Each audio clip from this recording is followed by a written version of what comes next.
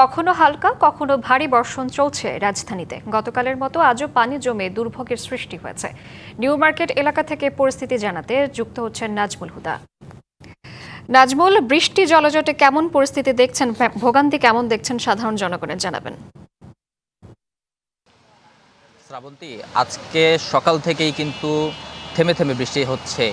বেশ কয়েকবার আমরা দেখেছি বৃষ্টি হয়েছে। কিছুক্ষণ আগেও এই নিউ মার্কেট এলাকায় প্রচণ্ড রকমের বৃষ্টি হয়েছে এবং বৃষ্টির কারণে আসলে জনজীবন বিপর্যস্ত। মানুষজন যারা অফিসের উদ্দেশ্যে বের হয়েছেন সকালের দিকে, তারা তো ভোগান্তিতে পড়েছেন এবং এখনও যারা আসলে রাস্তায় বের হয়েছেন তারা সকলেই বৃষ্টিতে ভোগান্তিতে পড়েছেন। বৃষ্টির কারণে পর্যাপ্ত গণপরিবহন নেই, অনেকে ছাতা ধরেও চলাচল করছেন। তবে যে বৃষ্টি হচ্ছে তাতে ছাতাতেও আসলে কোনো লাভ হচ্ছে না, মানুষজন ভিজে যাচ্ছেন। এর পাশাপাশি গণপরিবহন সংকটের কারণে অনেককে রিকশায় অথবা প্রাইভেট যে বাহনগুলো রয়েছে সেগুলোতে যেতে হচ্ছে।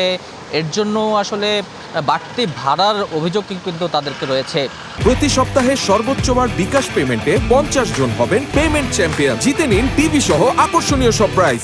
এবং দেখছেন, আমার ক্যামেরায় দেখতে পাচ্ছেন যে নিউ মার্কেট এলাকায় কিন্তু জলাবদ্ধতা রয়েছে। জলাবদ্ধতা গতকালকে যে মুষলধারে বৃষ্টি হয়েছিল সেই বৃষ্টির কারণেই জলাবদ্ধতা তৈরি হয়েছিল এই এলাকায়। এবং আজকেও রাতে যখন বৃষ্টি কমে, সারা রাত হলেও কিন্তু আসলে জলাবদ্ধতার পানি নামেনি, অনেকটা পানি থেকে যায়। এবং তারপরে আজকে যে বৃষ্টি হলো সকাল থেকে, সেই বৃষ্টির কারণে কিন্তু এই পানি আসলে অনেকই বেড়েছে। এবং নিউ মার্কেট এলাকার যারা ব্যবসায়ী রয়েছেন তারা বলছেন যে এই জলাবদ্ধতার কারণে তাদের আসলে ব্যবসা করতে যেমন কষ্ট হচ্ছে, তেমন কোনো আসলে তাদের এখানে দোকানগুলো খুলতেও কষ্ট হচ্ছে। এবং কিছু ক্ষেত্রে ভারী বৃষ্টিপাতের কারণে তাদের এই মার্কেটের ভিতরে আসলে পানি জমে যায়, যেটা আসলে আমরা প্রতিনিয়ত দেখি।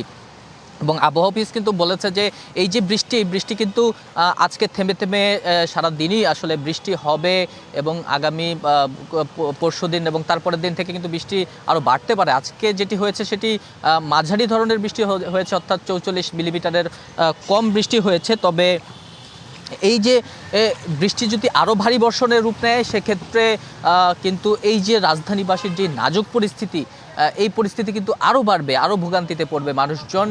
তো দ্রুতই যাতে এই যেসব জায়গায় জলাবদ্ধতার সৃষ্টি হয়েছে সেসব জায়গার যাতে জলাবদ্ধতা নিরসন করা হয়, সেজন্য আসলে সরকারকে বা সংশ্লিষ্ট যারা রয়েছেন তাদের কাছে আহ্বান জানিয়েছেন যারা নগরবাসী রয়েছেন। শ্রাবন্তী। নাজমুল, আপনাকে ধন্যবাদ।